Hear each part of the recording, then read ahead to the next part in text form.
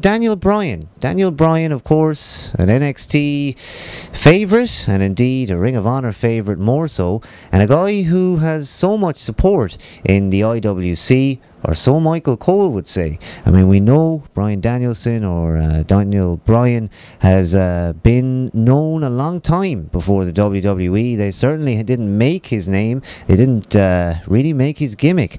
But it looks like they're trying to now do something with him. They're trying to sort of curtail or just finish off this sort of Cole bully angle, and The Miz as well, of course, has been thrown out of it. And of course this week on Raw we kind of saw a bit of a conclusion and a really interesting take on that when we had Daniel Bryan moving out of the ring area, and there he saw Cole and Miz together, and I mean, those two guys together, they're going to get heat.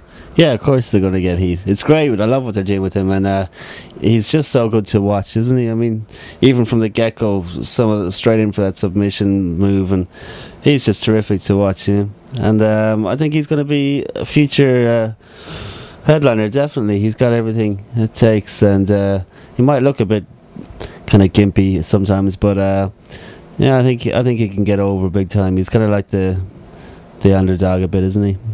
Indeed, and they sold him exactly like that. They wanted him to appear maybe a little bit weak so that they could build him like this, and then turn around and, you know, have him with that bearded look and that more aggressive stance. And I mean, you know, it's a perfect bully angle. I mean, eventually the person has to fight back. I mean, a lot of times that's the way it goes, and indeed it makes perfect sense, I think, in booking terms, to have him eventually kind of conquer his bullies and to come out strong. So I mean, I was watching this as it was going, and like I say, I mean, I didn't see where it was going. Not to say I didn't enjoy it, because when he started beating up Cole, I mean, that's just priceless. Yeah, I think everybody loves this. Everybody that's a wrestling fan that we kind of know loves this whole angle with Cole and Bryan Danielson, because it's fun. It's good, funny stuff, and you know, it does go into shoot territory a little bit sometimes, and at least finally they're acknowledging that there is more to wrestling than just the WWE, and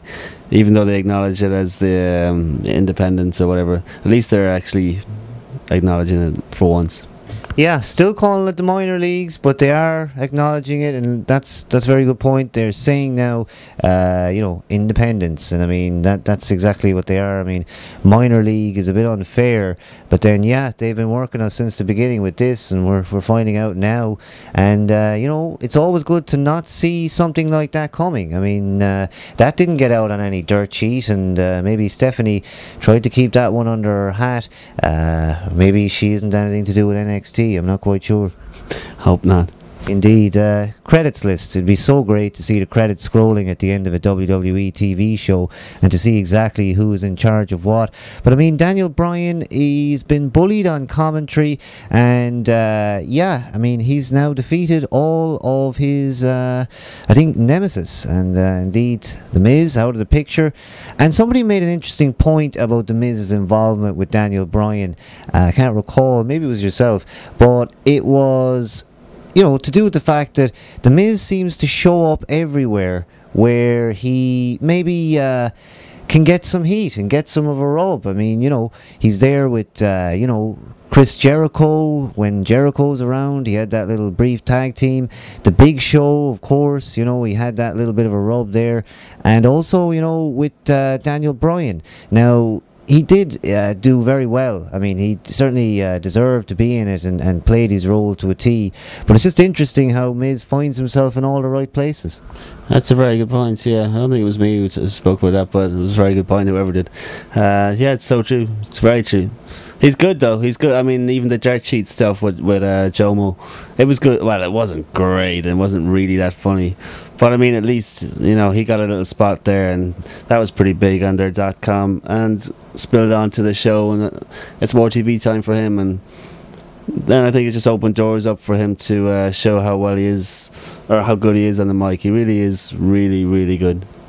Yeah, and they had him doing that promo again where he walked backstage out, and they sort of did something like that again, and he worked first time, and I think maybe it did work again. So yeah, what a transition for the Miz, and indeed I think I'd like to say that Daniel Bryan gave him a rub. I mean, Daniel Bryan probably more experienced. I mean, I'm sure he's had more in-ring time, and Daniel Bryan, maybe we're looking at him to give guys a rub in the future. I mean, Rey Mysterio is a small guy, and he's made big money in there.